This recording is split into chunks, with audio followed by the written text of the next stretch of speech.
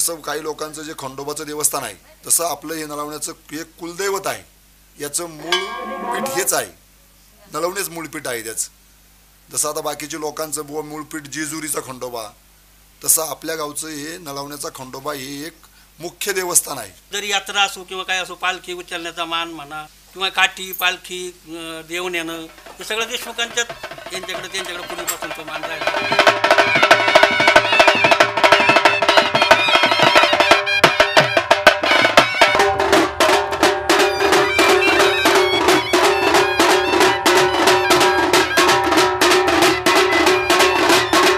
आपल्या गावाला बाहेरून अशी बरीचशी लोक आहेत का त्यांचा नळवण्याचा खंडोबा आहे असं म्हटलं जातं.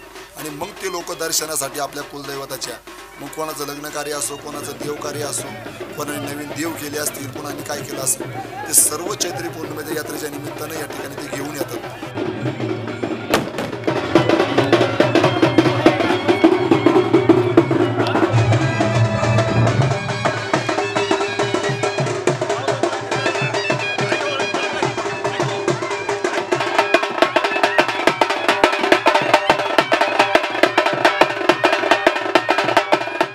बैलगाडीमध्ये वयाच्या देऊन यायचा, मग त्याच्याबरोबर बाजूला असणारं ते एखादं मध्ये वाती ती कोणी धरायची, हे पहिल्यापासून जे ठरलेलं आहे त्याप्रमाणे आजपर्यंत त्या जुन्या रूढी सगळ्या लोकांनी जपत पोहत्यात सगळ्या चालत आजपर्यंत चालत आलेले आहे.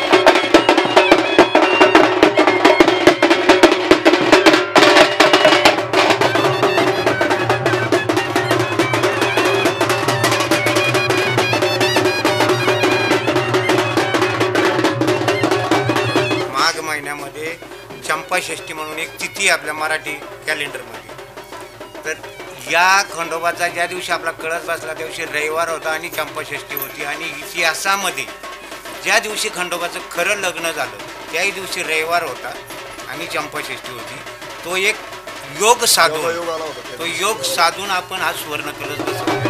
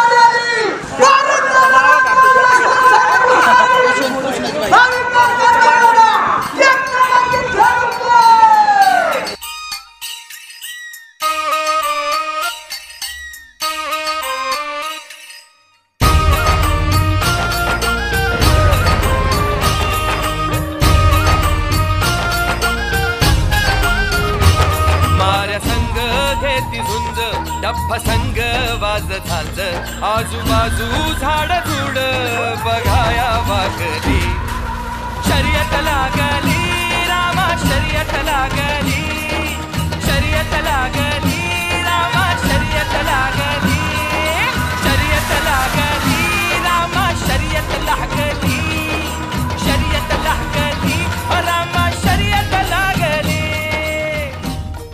गावामध्ये शर्यत केली. सकाळपासून त्यांना वाजंत्री लावली जातात, त्यांची मिरवणूक काढली जाते. मिरवणूक काढल्यानंतर पब्लिक जमा होतं. पब्लिक जमा झाल्यानंतर आम्ही घाटात येतो. घाटात आले त्यांना घाट दाखवले जातो. घाट दाखवल्यानंतर पहिले घाटात जुंपले जातात. त्या जुंपल्यावर म्हणजे आपले काही सेकंद असतील बुवा. त्या घाटामध्ये कसं होतं की काही 12 सेकंद घाट फुटले जातो, काही 10 सेकंदला फुटले जातो, काही 12 सेकंदला फुटतो, काही 11 सेकंदला फुटतो. जसे बैल असेल त्याचं प्लॅन असेल बैलांचं तसे सेकंद पडले जातात. आता कालचा घाट 13 सेकंदमध्ये जो आपण नळवणे गावचा घाट आहे, आपण 13 सेकंदमध्ये बसलेली बारी म्हणजे आपली पहिली फळीफोड झालेली म्हणजे त्या गावामध्ये. म्हणजे बैलांनी जर फळीफोड झाल्यावर आम्हाला आनंद होतो. आम्ही त्यांना वाजंत्री लावतो, त्यांच्यापुढं नाचतो, त्यांना गावातून मिरवणूक काढली जाते, त्यांच्यावर भंडार टाकले जातो. असं त्या गाड्याच्या शर्यतीमध्ये असा आनंद लुटले जातो.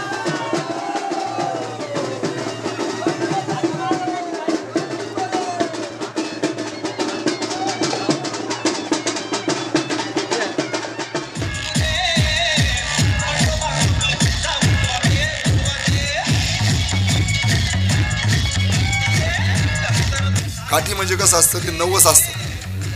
जुने लोक नवस बोलायचे देवाला का बाबा माझ्या मुलाला मुलगा होऊ दे, मी तुझी काठी उभारी. अशी एक ती जुनी प्रथा होती. त्यात खरं काय खोटं काय आता या पण नाही ठरू शकत देवाच्या बाबतीत, पण ती एक प्रथा होती. मग ते नवसाच्या काठी असतात, काही मानाच्या काठी असतात. ते रूढी परंपरा आहे.